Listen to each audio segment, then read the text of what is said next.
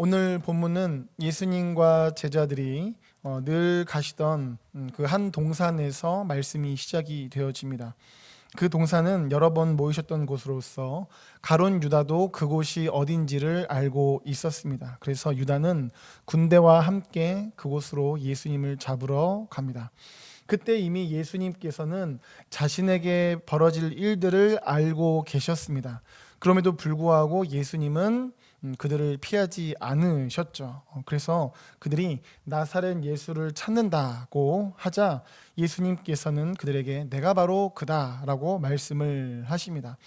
이렇게 예수님께서 자신이 내가 그다라고 말씀하실 때에 예수님을 잡으러 왔던 사람들은 예수님의 신적 위험 앞에서 물러나게 되고 엎드러지기까지 합니다. 이후 한 번 더 예수님께서는 자신이 바로 그라고 말씀을 하십니다. 그렇게 예수님께서는 신적 위험 속에서 말씀하셨습니다. 그럼에도 불구하고 예수님께서는 자신을 붙잡으려는 사람들을 따라가려고 하십니다. 그러자 베드로는 칼을 뽑아가지고 예수님을 방어하려고 하죠. 그러나 예수님이 이를 막으시면서 아버지께서 나에게 주신 잔을 내가 마시겠다라고 말씀하십니다. 그러고 나서 예수님께서는 그들에게 붙잡히셔서 그들에게 따라가시죠. 그렇게 십자가를 향해 나아가십니다. 이것이 오늘 본문의 내용이고 그리고 이것이 오늘 본문의 구조입니다. 이러한 구조는 오늘 본문 전체의 말씀이 구조가 어떤 것을 중심으로 말씀하고 있는가를 잘 드러낸다 할 수 있겠습니다. 그것은 이 구조에서 한가운데에 있는 바로 이 6절 물러서고 엎드러진 사람들입니다. 간단하게 이 구조를 설명해 드리면 1절부터 3절에서 예수님께 사람들이 왔죠. 그런데 이것과 대칭되어서 마지막 부분에서 A라고 했고요. A 다시라고 했습니다. 마지막 부분이요. 10절에서 12절까지 포함하면 잘 되는데요. 예수님께서는 그 사람들을 잡으러 온 사람들을 따라가시는 내용이 나오죠. 그리고 4, 5절에서는 예수님께서 내가 그다라고 첫 번째로 선언을 하시고요. 그리고 7절과 9절에서는 내가 그라고 두 번째 선언하십니다. 그래서 요 4, 5절과 7, 9절이 비슷함으로 B'라고 해서 이렇게 지금 A와 A 그리고 A와 A B와 B가 이렇게 대칭 구조로 되어 있고 그리고 그 중심에는 C 6절이 있죠. 그래서 물러서고 엎드러지는 사람들의 모습이 나옵니다. 그러니까 이러한 구조는 그냥 눈으로 딱 봐도 지금 6절이 핵심이구나. 이 전체 지금 말씀에서 6절이 제일 지금 중심이 되어서 말씀하고 있구나라는 것을 우리가 알 수 있겠죠. 그럼 6절 말씀 어떤 말씀입니까? 예수님께서 그들에게 내가 그니라 하실 때에 그들이 물러가서 땅에 엎드러지는지라 말씀합니다. 예수님께서 내가 그니라고 하셨습니다. 이것의 원문을 보시면 나는 있다, 나는 존재한다 이런 뜻입니다. 그래서 나는 있다, 나는 존재한다. 그래서 학자들의 설명에 따르면 여기서 예수님께서 자신의 존재를 다른 어떤 것에 근거하지 않고 스스로 존재하신다고 말씀하심을 통하여서 우리가 출애굽기 3장에서 하나님께서 자신을 설명하실 때 뭐라고 말씀하셨습니까? 나는 스스로 존재하는 자라고 말씀하시면서 하나님의 존재성을 어떤 다른 무엇에 기대지 않으셨죠. 그것과 같이 예수님께서 신약에서는 이렇게 말씀하신다고 학자들은 설명을 합니다. 그래서 예수님께서는 여기서 내가 그다라고 하실 때 이것은 단순하게 너희가 찾던 사람이 나야 라는 그것을 넘어서서 그것을 포함하되 그것을 넘어서서 예수님의 존재성 즉 신적인 위엄 출애굽기에서 말씀한 그 하나님과 동등됨을 취할 분으로서의 예수님의 존재를 말씀하시는 것이라고 설명을 하고 있습니다. 네, 그렇습니다. 그래서 보시면 예수님께서 내가 그다라고 할 때 사람들이 물러가서라고 말씀하고 있습니다. 원문을 보시면 그들이 자발적으로 물러갔다는 겁니다. 예수님께서 내가 그니라라고 말씀하실 때에 신적인 위엄을 드러내는 말이라고 설명드렸잖아요. 그러다 보니까 이런 신적인 존재성을 드러내실 때에 어떤 영적인 위엄이 드러났습니다. 그래서 그들이 그렇게 스스로 잡으러 왔음에도 불구하고 수백 명의 군대가 스스로 물러선 것이죠. 그리고 그 위험이 영적인 위험이 얼마나 대단한지 이 6절 제일 마지막 부분에 보시면 잡으러 왔던 그들이 땅에 엎드러졌다라고 말씀하고 있습니다. 이것은 예수님의 이 내가 그니라라는 말씀이 이 신적인 위엄을 드러내는 것이라는 것을 더욱더 분명히 알 수 있는 것이죠. 엄청나게 위대함이 드러났기 때문에 그들은 엎드러졌습니다. 그리고 이것이 바로 오늘 본문의 중심입니다. 주님께서 신적인 위엄을 드러내시고 그리고 사람들은 그 신적인 위엄 앞에서 엎드러진 것, 이것입니다. 이것이 핵심이에요. 그래서 오늘 본문의 구조는 결국은 예수님은 위대하신 하나님이시다, 이것을 핵심으로 중심으로 말씀하고 있죠. 그런데요, 그럼에도 불구하고 어떻게 됩니까? 처음에 1절부터 3절 보시면 예수님을 잡으러 사람들이 오고, 그리고 결국 신적인 위엄을 드러내셨지만 마지막 부분 A-10절부터 12절을 보시면 예수님께서 붙잡으러 온 사람들에게 결박당해서 따라가시는 것을 볼 수가 있습니다. 논리적으로 생각하면 사실 잘 이해가 가지 않습니다. 왜냐하면 예수님께서 신적인 위엄을 드러내셨잖아요. 그리고 그 위엄 앞에 잡으러 온 사람들이 물러서고 엎드러지지 않았습니까? 그러면 인간적으로 생각할 때, 논리적으로 생각하면 영적인 위엄 앞에 사람들이 물러서고 엎드렸다, 그러면 그 사람들은 못 잡고 그냥 갔다가 논리적으로 맞을 것 같아요. 그런데 성경은 그렇게 말씀하고 있지 않고 영적인 위엄을 드러냈지만 그럼에도 불구하고 사람들은 예수님을 잡아갔다라고 말씀하고 있다는 것이죠. 그렇다면 대체 왜 그렇게 하나님과 동등됨을 취할 분으로서 예수님께서 위대하심을 드러내셨고 그 신적 위엄 앞에 사람들이 물러서고 엎드러졌음에도 불구하고 결국 그러한 이들에게 예수님께서 결박당해서 끌려가신 것, 대체 이것은 우리에게 무엇을 말씀하고자 할까요? 그것은 그만큼 하나님의 뜻이 중요하다는 겁니다.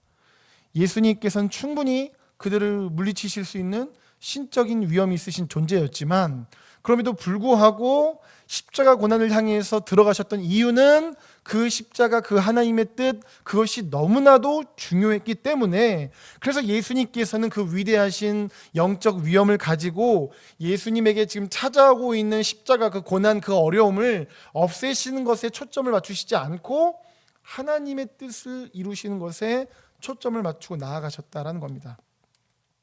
그래서 이 말씀을 보시면 본문의 마지막 부분이죠. 10절과 11절입니다. 이에 시몬 베드로가 칼을 가졌는데 그것을 빼어 대제사장의 종을 쳐서 오른편 귀를 베어버리니 그 종의 이름은 말고라.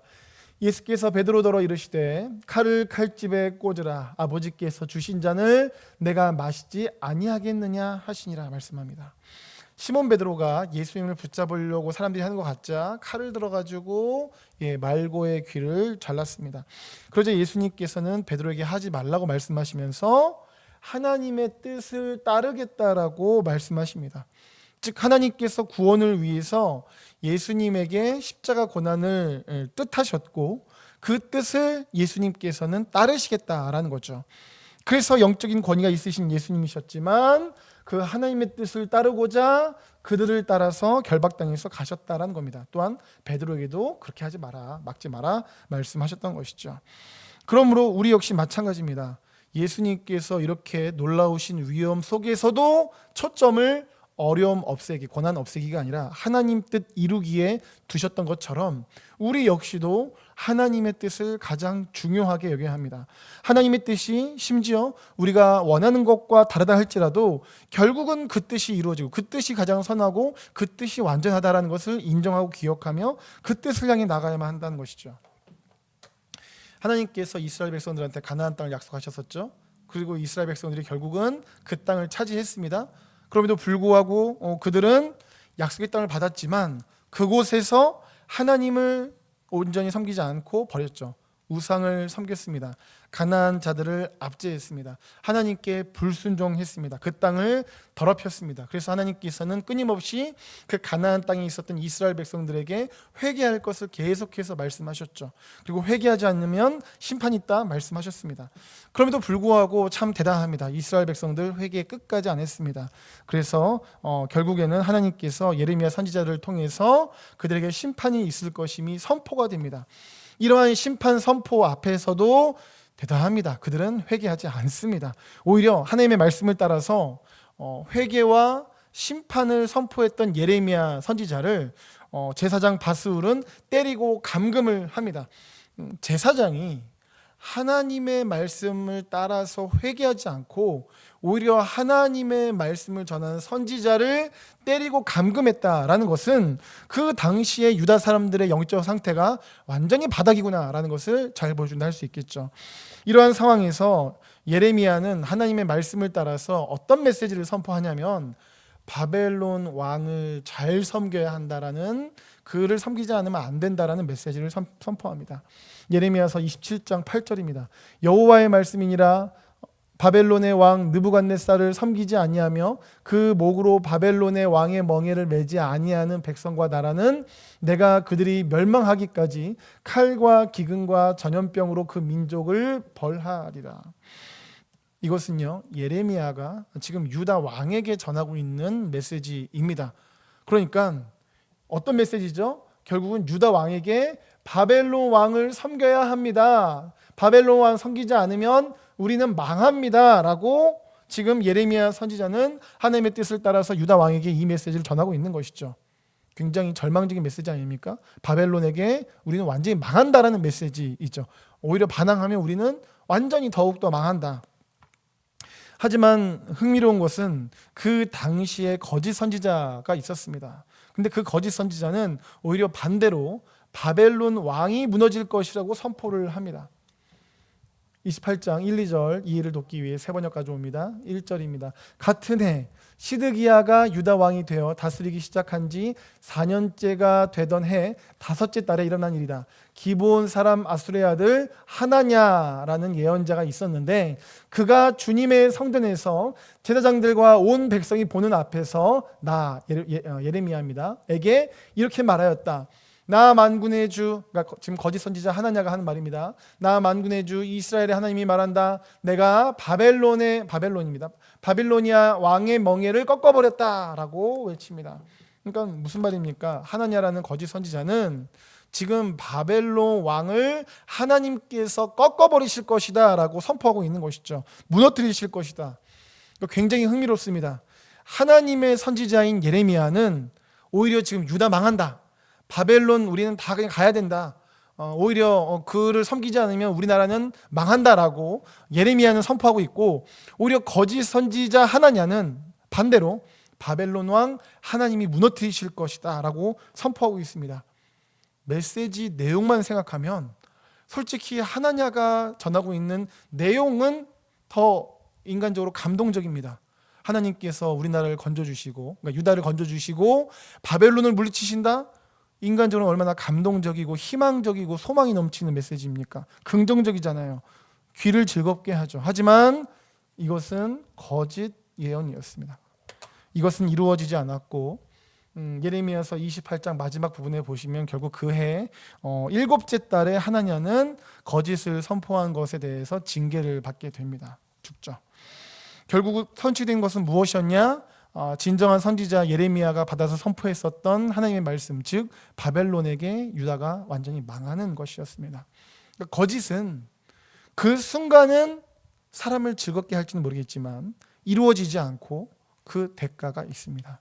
그러니까 그러므로 우리는 얼마나 지금 이 메시지의 내용이 우리를 희망차게 하고 긍정적이고 우리에게 감동을 주고 즐겁느냐, 이거를 중요하게 여기기보다 정말 이것이 하나님의 뜻인가, 정말 이것이 성경인가, 정말 이것이 하나님의 뜻인가, 이거를 중요하게 여겨야 합니다. 마찬가지로 오늘 본문에서 사실 예수님께서 영적 위험으로 내가 근이라 하고 한번 말씀하시니까 사람들이 막 물러서고, 예수님이 다시 한번 내가 근이라 하니까 그 사람들이 막 확 날아가는 거, 이게 사실 더 인간적으로 보면 더 긍정적이고 막 희망차고 소망차고 감동이 될 수 있겠죠. 하지만 그것은 하나님의 뜻이 아니었습니다. 하나님의 뜻은 예수님께서 그들에게 붙잡혀 가셔서 십자가에서 죽으시는 것이었습니다. 인간적으로는 그 십자가, 고난, 죽음 소망차고 희망차지 않습니다. 감동적이지 않습니다. 슬픕니다. 하지만 그것이 하나님의 뜻이었고, 우리가 다 잘 아는 것처럼 그 십자가가 오히려 진정한 승리였기에 그것이 완전하신 하나님의 뜻이었습니다. 그렇기 때문에 예수님께서는 오히려 예수님이 붙잡히지 않기 위해서 인간적으로 최선을 다하고 있던 그 베드로에게 그러지 마라 라고 말씀을 하셨던 것이죠. 성경은 말씀합니다. 로마서 12장 2절입니다. 너희는 이 세대를 본받지 말고 오직 마음을 새롭게 함으로 변화를 받아 하나님의 선하시고 기뻐하시고 온전하신 뜻이 무엇인지 분별하도록 하라. 우리가 분별해야 하는 것, 그것의 중심에는 하나님의 뜻이 있습니다. 이 세대를 분별하는 것이 아닙니다. 하나님의 선하시고 기뻐하시고 온전하신 뜻을 분별하는 것이 우리에겐 가장 중요합니다. 왜냐하면 하나님의 뜻이 가장 중요하기 때문입니다. 하나님의 뜻이 가장 중요하기 때문에 우리는 하나님의 뜻이 무엇인가 분별하는 것에 사실은 우리의 마음을 쏟아야 합니다. 그래서 성경은 우리에게 이렇게 말씀합니다. 에베소서 5장 16절 17절 말씀입니다. 세월을 아끼라 때가 악하니라. 그러므로 어리석은 자가 되지 말고 오직 주의 뜻이 무엇인가 이해하라 말씀합니다. 16절 세월을 아끼라고 말씀합니다. 왜냐하면 지금의 때가 이 세월의 순간순간들이 악하기 때문입니다. 이러한 악한 때에는 어떻게 해야 되는가? 주의 뜻이 무엇인지를 아는 것, 그것을 이해하는 것이 중요하다 말씀합니다. 그러면서 이 17절을 통해서 우리가 알 수 있는 것이 또 무엇이냐면 주의 뜻이 무엇인지를 이해하고 분별하는 것과 대조가 되는 것은 어리석은 자라는 겁니다. 어리석은 자. 왜 그러냐면요. 즉 주의 뜻이 무엇인지를 알지 못하면 어리석은 자라는 거예요. 왜냐하면 지금의 세월이 악하기 때문입니다. 세상이 다 엉뚱한 곳으로 가고 있어요. 세상이 다 하나님과 상관없는 곳으로 지금 가고 있습니다. 이러한 때에 주의 뜻을 알지 못하면 어리석은 자가 될 수밖에 없습니다. 엉뚱한 곳으로 끌려갈 수밖에 없어요. 그래서 주의 뜻이 무엇인지를 이해하는 것, 이것이 정말 중요하다 말씀합니다. 그래서 사도 바울은 이렇게 고백하죠. 사도행전 20장 24절 내가 달려갈 길과 주 예수께 받은 사명 곧 하나님의 은혜의 복음을 증언하는 일을 마치려 하면은 나의 생명조차 조금도 귀한 것으로 여기지 아니하노라. 아멘. 사도 바울은 자신을 향하신 주님의 뜻을 그 무엇보다 중요하게 여겼습니다. 심지어 이 땅에서는 가장 중요하게 여겨지는 자신의 생명보다도 주님께서 그에게 허락하신 그 뜻을 귀하게 여겼습니다. 그래서 자기의 생명조차도 그 주님의 뜻을 완수하기 위해서는 조금도 귀한 것으로 여기지 않겠다 고백합니다. 사랑하는 성도 여러분, 여러분들께서는 어떠십니까? 여러분들께서는 하나님의 뜻을 정말 중요하게 여기고 계십니까? 여러분들께서는 하나님의 뜻을 이루시기 위해서 어떠한 헌신과 희생, 수고를 기꺼이 감내하고 계십니까? 가정 속에서, 삶의 터전 속에서 여러분들께서는 하나님의 뜻이 이루어지기 위해서 지금 무엇을 행하고 계십니까? 주님은 우리에게 말씀하십니다. 마가복음 8장 34절 말씀입니다. 무리와 제자들을 불러 이르시되 누구든지 나를 따라오려거든 자기를 부인하고 자기 십자가를 지고 나를 따를 것이니라. 아멘. 주님을 따라간다는 것이 무엇인가를 아주 잘 말씀하는 것이죠. 우선은 자기를 부인해야 된다 말씀하고 있습니다. 자기를 부인해야 된다라는 것은 우리의 이기적인 욕망, 계획, 생각들 모두 다 내려놓고 하나님의 뜻을 자기 자신의 중심에 두는 것을 의미합니다. 이것을 많은 이들은 쉽지 않다 여기죠. 때로는 이것이 우리의 편안함과 우리가 즐거워하는 것과 대립이 될 수도 있습니다. 또한 주님을 따르기 위해서는 자기 십자가를 져야 된다고 말씀합니다. 십자가를 진다는 것은 예수님의 십자가가 예수님에게 사명이셨듯이 우리의 십자가는 우리에게 향하신 하나님의 뜻, 우리가 해야 되는 일입니다. 다만 십자가라는 것은 동시에 고난과 고통, 희생과 수고가 동반이 됩니다. 그러므로 우리를 향하신 우리의 주님께서 우리에게 맡기신 십자가, 그 하나님의 뜻은 인간적으로 볼 때는 쉬운 일이 아닙니다. 그러나 우리가 이렇게 나의 십자가를 지고 그리고 우리 자신을 부인하면서 나아가면 주님을 따르게 되는 것이죠. 그러므로 반대로 내가 지금 나 부인하는 거 없어요. 내가 하고 싶은 대로 합니다. 그냥 내 계획대로 해요. 내가 편안하고 즐거운 대로 합니다. 그리고 나의 십자가 지고 있지 않아요. 하나님께 나에게 원하시는 것 잘 모르겠습니다. 그냥 하나님께서 나를 위해서 무언가를 해주셨으면 좋겠다. 그것만 있어요.